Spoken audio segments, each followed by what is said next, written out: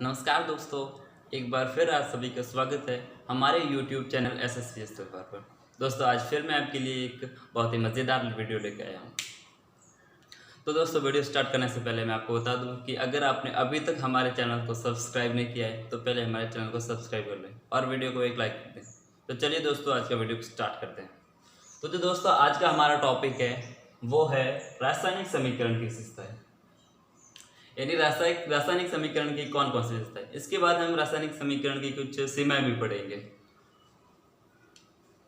तो हम बात कर लेते हैं रासायनिक समीकरण की विशेषताओं की। रासायनिक समीकरण की पहली विशेषता है कि रासायनिक समीकरण में क्रियाकारक और उत्पाद के बारे में संपूर्ण जानकारी मिलती है। रासायनिक समीकरण के द्वारा क्रियाकारक और उत्पाद के बारे में संपूर्ण जानकारी मिलती है।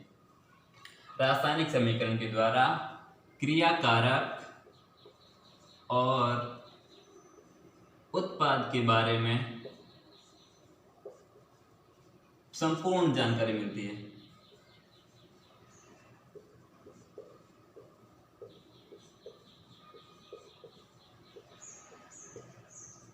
जैसे उनके परमाणुओं की संख्या, उनका द्रव्यमान आदि रासायनिक समीकरण के द्वारा हमें क्रियाकारक और उत्पाद के बारे में जानकारी प्राप्त होती है।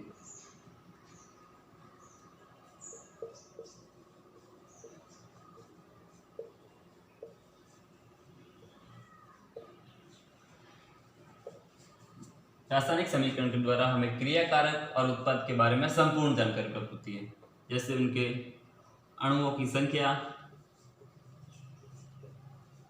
और उनका द्रव्यमान।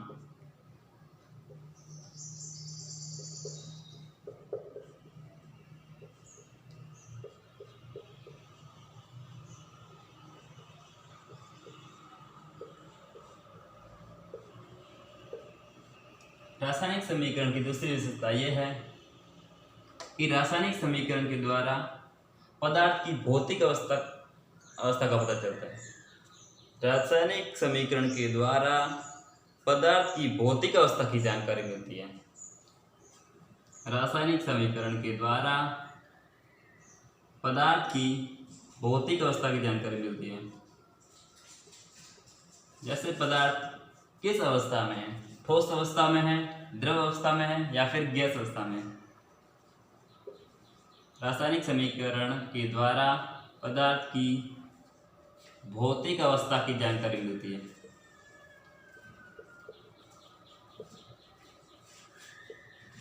जैसे ठोस अवस्था में है अथवा द्रव अवस्था में है या फिर गैस अवस्था में।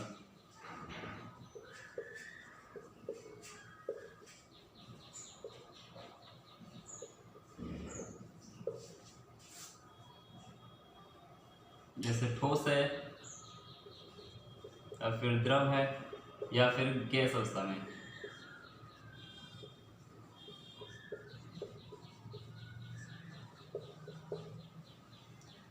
इसकी तीसरी विशेषता है कि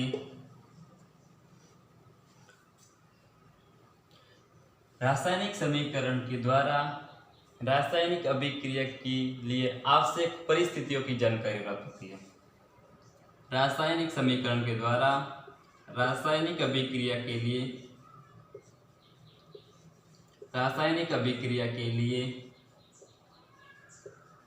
आवश्यक परिस्थितियों की जानकारी मिलती है।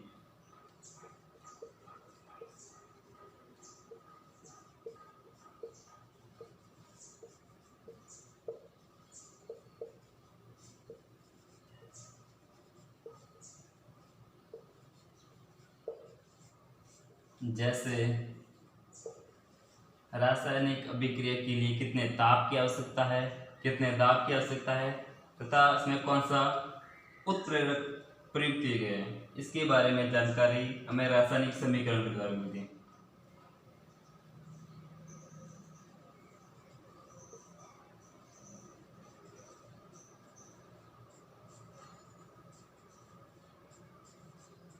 जैसे ताप, दाब और उत्प्रेरक के बारे में हमें जानकारी रासायनिक समीकरण से मिलती है।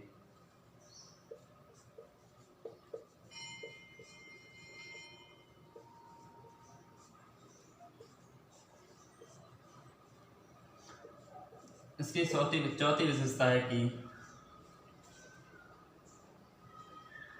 रासायनिक समीकरण से यह स्पष्ट होता है कि अभिक्रिया ऊष्माशोषी है या ऊष्माक्षेपी है। रासायनिक समीकरण से यह स्पष्ट होता है कि अभिक्रिया ऊष्माक्षेपी है या ऊष्माशोषी है, यानी अभिक्रिया में ऊष्मा का उत्सर्जन हो रहा है या फिर ऊष्मा का शोषण हो रहा है। रासायनिक समीकरण के द्वारा यह स्पष्ट होता है कि अभिक्रिया ऊष्माक्षेपी है या ऊष्माशोषी है।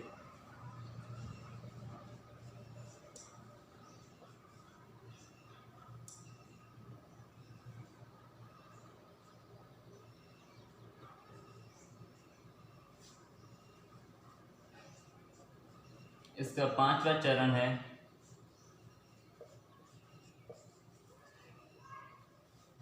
पांचवा चरण है कि रासायनिक समीकरण अभिक्रिया की उत्क्रमणीयता की जानकारी देते हैं। रासायनिक समीकरण अभिक्रिया की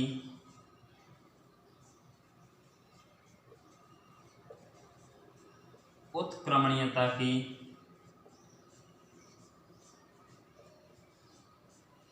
जानकारी देते हैं।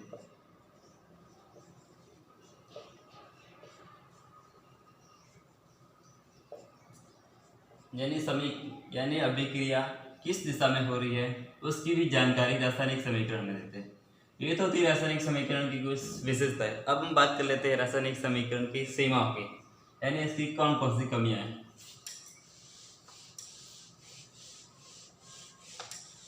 अब बात कर लेते हैं रासायनिक समीकरण की सीमाओं की।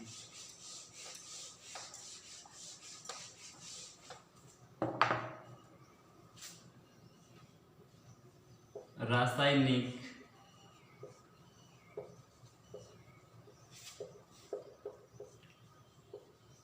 समीकरण की सीमाएं।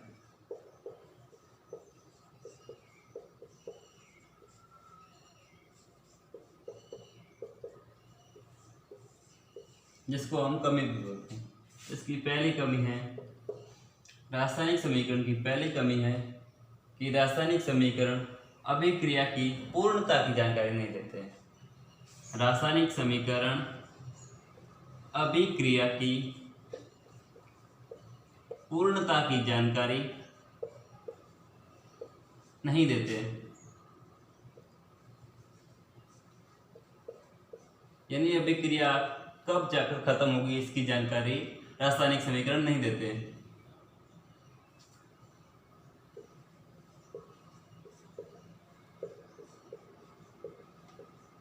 रासायनिक समीकरण अभिक्रिया की पूर्णता की जानकारी नहीं देते हैं।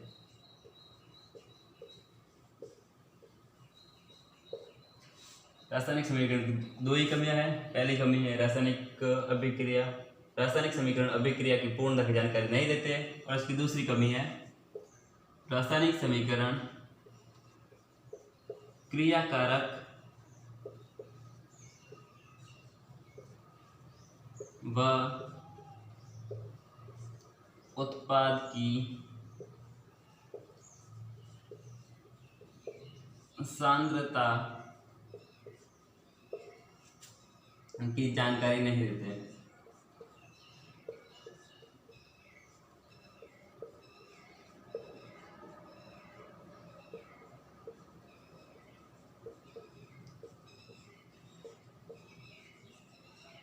तो ये थी कुछ रासायनिक समीकरण की सीमाएं।